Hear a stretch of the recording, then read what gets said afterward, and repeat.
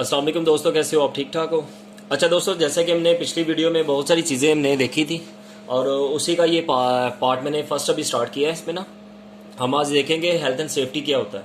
Health and safety वो चीज़ है जो कि हम लोग अपने रेस्टोरेंट में बहुत सारे काम कर रहे होते हैं, जिसमें हमें सबसे जो प्रायोरिटी है जो देनी चाहिए वो हेल्थ एंड सेफ्टी है। आज हमने लर्निंग ऑब्जेक्ट उसमें कुछ मैंने मेंशन किए हैं, जिसमें यह कि हमें ये पता चलेगा हेल्थ एंड सेफ्टी की रिस्पॉन्सिबिलिटीज़ क्या होती हैं, इसको किस तरह कंट्रोल किया जाता है, इसकी मॉनिटरिंग किस तरह होती है, इसकी परफॉर्मेंस से किस तरह के करते हैं हम लोग, सेफ्टी एंड सिक्योरिटी फर्स्ट क्यों है, अंडरस्टैंडिंग हैजर्ड क्या होता है, रिस्क असेसिंग क्या होती है, किस तरह रिस्क असेसिंग को हम लोग कंट्रोल कर सकते हैं। ठीक है, यह कुछ नॉलेज टेस्ट होगा। ठीक है, और इसे हम लोग वीकली, डेली, मंथली और ईयरली बेसिस पे किस तरह हम लोग इसे मोनिटर कर रहे होते हैं। ठीक है, जैसे कि एक चीज़ आई है हमारे पास है एक्सीडेंट और इंसिडेंट। एक्सीडेंट मतलब ये कि जो एक्सीडेंटली हम लोग हादसा हो जाता है, इंसिडेंट जिससे हमें ये पता होता है कि यार इससे हादसा हो सकता है। ठीक है, तो इसमें कुछ चीज़ें हैं जो कि हम लोग इसे रिस्क असेसमेंट को जो है ना हम लोग एक चेकलिस्ट इससे बनाते हैं हम लोग। उस चेकलिस्ट में ये होता है कि हमने फर्स्ट ऑफ ऑल तो एक फाइल बनानी है। उस फाइल के साथ हम लोग क्या करेंगे, अपनी हेल्थ एंड सेफ्टी की असेसमेंट को स्टोर के अंदर हम लोग एक चेकलिस्ट बनाएंगे, उसे फिल किया करेंगे। ठीक है, दूसरा इसमें आता है कि check to make sure the main area of risk are covered. Like ये कि जिस तरह हमारा ये एपी पैनल होता है या जेनसेट की कुछ चीज़ें हैं या हमारे स्विच बोर्ड वगैरह होते हैं, जिसे हम लोगों ने हमेशा कवर रखना है और उसको हम लोगों ने कुछ चीज़ों से दूर रखना है। लाइक ये कि फ्रायर हो गया, ओवन हो गया, तो उसके अंदर आपको पता है कि फ्रायर के अंदर ऑयल जो होता है, ऑयल का टेम्परेचर 160 टू 200 तक उसका टेम्परेचर होता है, तो उसे हम लोगों ने हाथ नहीं लगाना है डायरेक्टली। तो ये वो चीज़ें हैं जिसे हम लोग अपनी चेकलिस्ट बनाते हैं और लोगों को अवेयरनेस देते हैं कि भाई इन चीज़ों से हम लोगों ने दूर रहना है और इन चीज़ों को हैंडल करने का ये सारा तरीकाकार है। आपको नीचे मैंने ये सारी चीज़ें लिखी हुई हैं, ये साथ साथ आप स्टडी भी किया करें। उसके बाद एक कंप्लेनिंग रिस्क असेसमेंट जो होती है ना, जगह कोई चीज़ आपको नज़र आ रही है ना, तो यार उसके ऊपर होता ये है कि आप उस चीज़ की कंप्लेन किया करो। उसके कंप्लेन करने का कुछ मेथड मैंने यहाँ पे लिखा हुआ है, जिसमें मैंने स्टेप 1 स्टेप 2 से लेके स्टेप 5 तक ना मैंने ये चीज़ें की। Look for the hazard. Hazard वो होते हैं जिससे हमें खतरा हो सकता है, वो चीज़ हैजर्ड है। इसमें आगे चल के मैं आपको ये भी बताऊंगा हैसब होता क्या है। HACCP hazard analysis critical control point.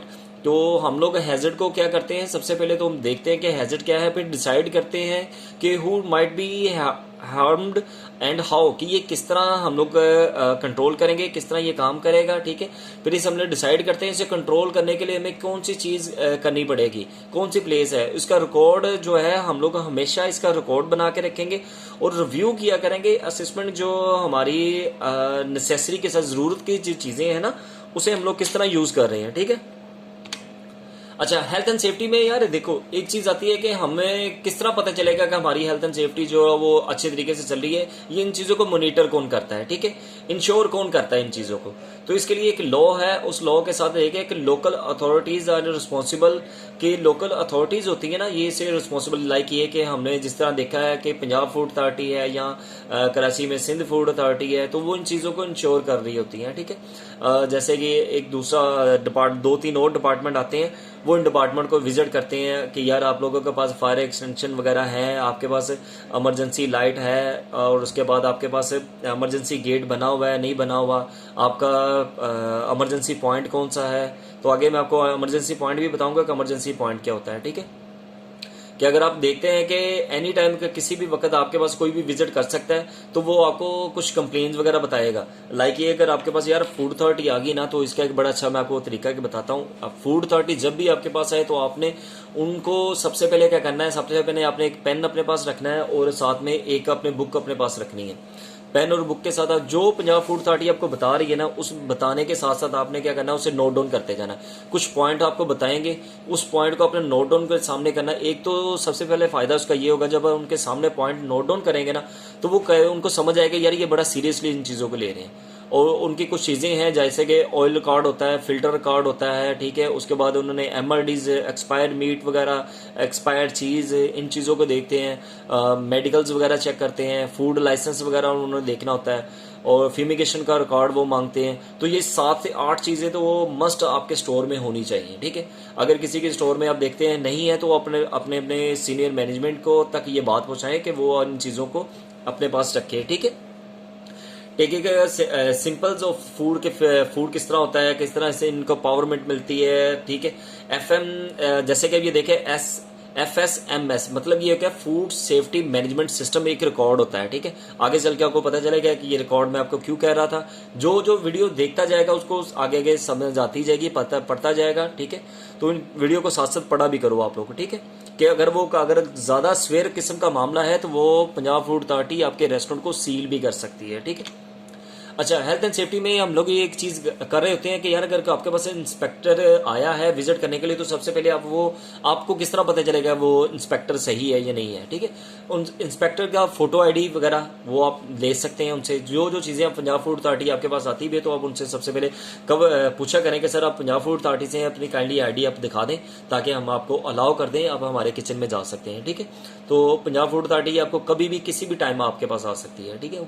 तो इसी मैंने 5 पॉइंट इसमें दिए हैं कि अगर हम लोग कोई इंस्पेक्टर आपके पास आता है, फूड का विजिट करता है, तो उसके लिए क्या क्या चीज़ें हैं और वो आपने देख लेनी है, ठीक है।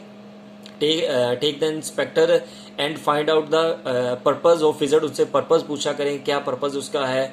उसके बाद company on the store visit making notice of any comments they make. अगर वो कमेंट्स कोई करते हैं तो आपने उसे नोटिस रखना है उससे, ठीक है। If any valuation point out, अगर वो कोई वैल्यूएशन देखते हैं, पॉइंट आउट करते हैं, तो सजेस्ट करते हैं, तो उसे दुरुस्त करने की कोशिश करनी है आपने बाद में, ठीक है।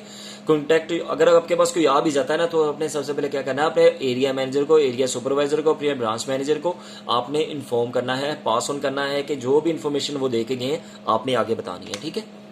अच्छा, टीम मेंबर ट्रेनिंग पे इसमें मेरे पास हेल्थ एंड सेफ्टी में कुछ चीज़ें आई हैं, जैसे कि मैं आपको बताना चाहूँगा कि team member are not undertaking a job until given proper training and how to do it in properly.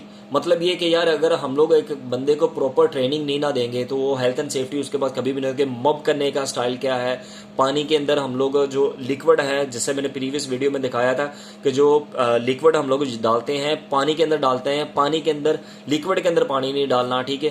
तो इसमें कुछ सीरियस इंजरीज वगैरह आती हैं, को अगर कुछ चीज़ें आती हैं कि व्हीकल्स वगैरह आपकी बाइक वगैरह है वो मेंटेन है, ठीक है। इसमें जो टीम मेंबर की ट्रेनिंग जो है वो उसका रिकॉर्ड एक लाजमी होना चाहिए कि आपने इस टीम मेंबर की ये रिकॉर्ड ट्रेनिंग की है, तो उसका रिकॉर्ड आपके पास होना चाहिए, उसे सिग्नेचर करवाया करें।